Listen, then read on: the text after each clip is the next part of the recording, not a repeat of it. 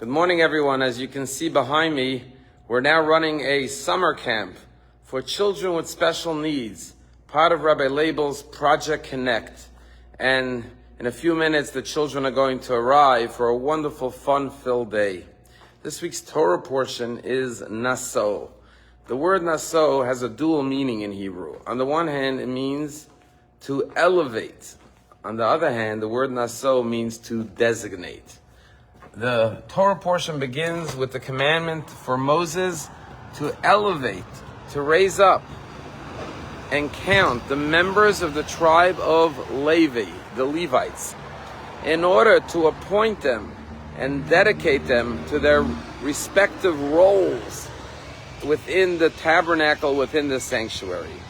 And within this one word, naso, we have a very, very powerful lesson that relates to all forms of leadership, whether it's communal leadership, family leadership, workplace leadership, or even your own individual leadership. You see, when we want to motivate people to do a job, to designate them and appoint them for a responsibility, very often we do it out of coercion, out of fear. If you don't do this, you're going to fail, we tell our children. You have to do this because I told you to do so. And we use all different types of tactics to motivate people to fulfill a role or a responsibility. And in this one word, God is telling Moses, when you want to appoint the Levites to do their role, fulfill their responsibilities, their appointed tasks in the tabernacle, the way to do it is naso, raise them up.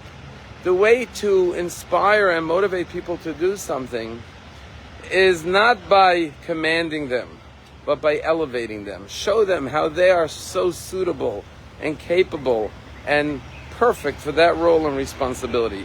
Show them their inner strength and goodness and potential so that they will want to fulfill that role out of love and out of joy. And this is what Project Connect for special needs children is all about. You see, when we look at people with special needs, we could see their disabilities. But what Project Connect does, of course, is shows their children their abilities, because everyone has abilities. And we show them their uniqueness and their strengths, not to focus on their disabilities, but to focus on their God-given talents that every human being possesses. In Tokyo, Japan, there's a very unique restaurant. It's called the Restaurant of Mistaken Orders. And it was created by an individual by the name of Shiro Oguni. And Shiro Oguni recognized that there's a very senior elderly population in Tokyo, Japan.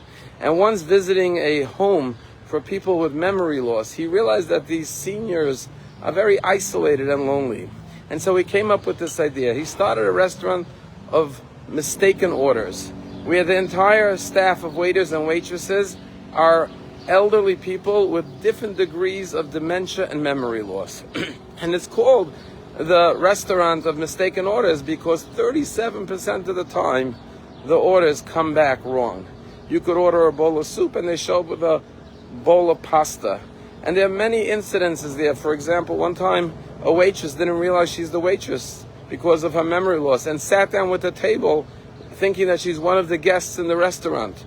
And many other examples. But instead of the customers being upset, 99% of the time the customers are happy. They walk away satisfied, even though they got the wrong dishes.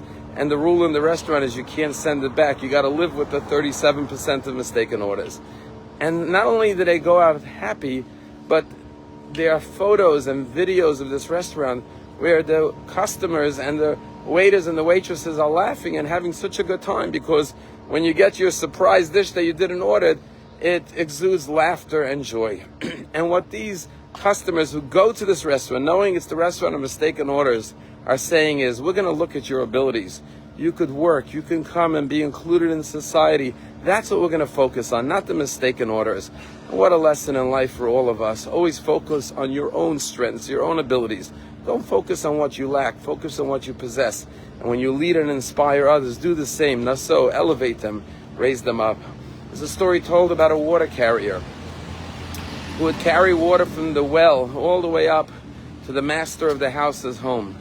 and would walk up the steps, and he had a bamboo stick with 2 pails on the 2 ends. But one of the pails had a crack in it, had a hole. And so as he would walk up the long walkway, drip, drip, the water would be dripping out of the pail. And by the time he delivered it to the master of the house, one pail was full, the other one was only half full. It was now half empty from the crack in it.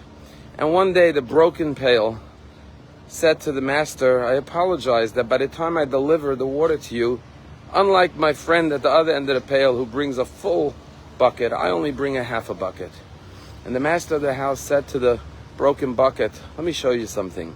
And he took him down the path and he showed him that all along the side where he walked up, there were beautiful flowers growing. And he said, what you don't realize is that as your bucket is dripping water up the path, it's watering the flowers. And that's why on your side, there's beautiful flowers, and the other side, there's none. And you give me the pleasure and the enjoyment of seeing all these beautiful flowers in front of my home. We all have cracks, but we have to focus on the flowers that those cracks produce. Have a wonderful day.